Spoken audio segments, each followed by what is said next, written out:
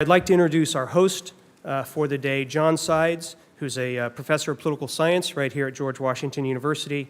He's the co-author of two books, The Gamble, Choice and Chance in the 2012 Presidential Election, and then the second book, Campaigns and Elections, Rules, Reality, Strategy, and Choice.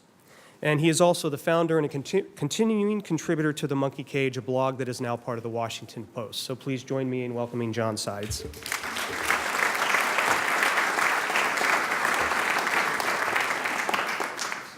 Thank you, Blaze, and it's a real pleasure to be here and to honor the work that SAGE has done on its 50th anniversary. We're very grateful here in Washington for their advocacy and for their leadership on all of these issues that pertain to the health and the vitality of social science. Last week, if you were here in Washington, just a couple of blocks away, people were camping out beside the Supreme Court before the oral arguments in the case Obergefell v. Hodges, which is the case the court is considering about same-sex marriage. And in those oral arguments, the justices, several of them, expressed concern about what the implication of their decision might be for public opinion, and in particular, would there be a backlash among the public if the court was to issue a relatively expansive endorsement of a constitutional right for marriage among same-sex couples. The next day, an article appeared in the American Journal of Political Science website. I hesitate to mention the name of the journal because it's not actually a SAGE journal, but the title of the article caught the eye of my colleague and fellow contributor at the Monkey Cage, Henry Farrell. And the title of the article is Opinion Backlash and Public Attitudes.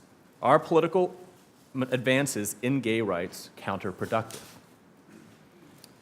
So in this article, a team of political scientists used first an experiment embedded in a survey in which some people read news stories that described moves toward same-sex marriage initiated either by courts or by a legislature, and other people read stories that were unrelated to those topics. And then the scholars looked to see whether reading those stories about same-sex marriage actually led to a backlash in public opinion, and moreover, did it lead to a backlash among the groups that you would most expect to feel that way, such as evangelical Christians. In fact, they found no evidence of any backlash whatsoever. Then they had the good fortune to be in the field with a separate survey project in and around the Supreme Court's decisions about same-sex marriage in June of 2013. So here we have not just an experiment in a survey, but an experiment in some sense in the real world, and they could see whether, in fact, there was a backlash in public opinion as a consequence of the Supreme Court's decisions. And again, they found none. So at our instigation, they wrote up these findings. The findings were published 3 days after the oral arguments took place in the court. And at least in the first week, that post on the Monkey Cage was seen, several tens of thousands of times, which is not a lot for the internet, but is a lot for an article that appears in the American Journal of Political Science. To me, this story showcases what I think are the strengths of contemporary social science. One is its rigor. Here you have a topic that Supreme Court justices are wantonly speculating about, and now we have a study that uses, experimental methods, both in a survey and in the real world, to shed some light on this. The other strength that it, I think, demonstrates is the relevance of social science. It's rare that we can have social science that's ripped from the headlines in quite this way, and it doesn't have to be ripped from the headlines. But nevertheless, it shows that I think social science is tuned in to the salient issues and debates that we're talking about right now, whether it be same-sex marriage or economic mobility, as was featured on the front page of the New York Times yesterday, or child rearing, or national security, or any of these things. Social scientists study topics like these because social phenomena have, I think, a real and profound effect on the lives of people. Oftentimes, social sciences are compared, it's always usually, an unfavorable comparison, to the hard sciences.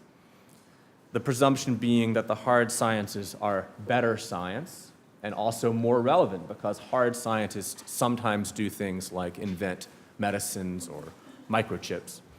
And I think this is a false distinction. We cannot have good science without good social science. You can make a medicine in a laboratory, but it won't work if the population that needs the medicine lives in a country that does not have stable political institutions, and there's no way to get medicine to a population when the people who would bring that medicine would be stopped at checkpoints by warlords or any of the other things that we might associate with the lack of a functioning state. So we can make these medicines in labs, but they won't do us much good if we don't have a social science that can inform how do we build good political institutions, for example. So I think this demonstrates the need for the sciences to be working in concert with each other, and not for us to sit down and sort of say that these are the worthy sciences and these are the less worthy sciences. Moreover, as my colleague Henry Farrell has written in reaction to some of the pushback that the social sciences have received here in Washington, the absence of good social science is not no social science. The absence of good social science is usually bad social science. Someone's going to rush in and fill the void. And those of you who live and watch what happens in Washington know that the people who will do that usually are motivated not by the traditional concerns of social science, rigor, transparency, right, but by a partisan or ideological agenda. And so this is why I'm grateful in particular to SAGE, but also to other social science associations and universities who have advocated for the social sciences here in Washington. And I'm very pleased today to have this distinguished group of scholars who can showcase both the rigor and the relevance of social science.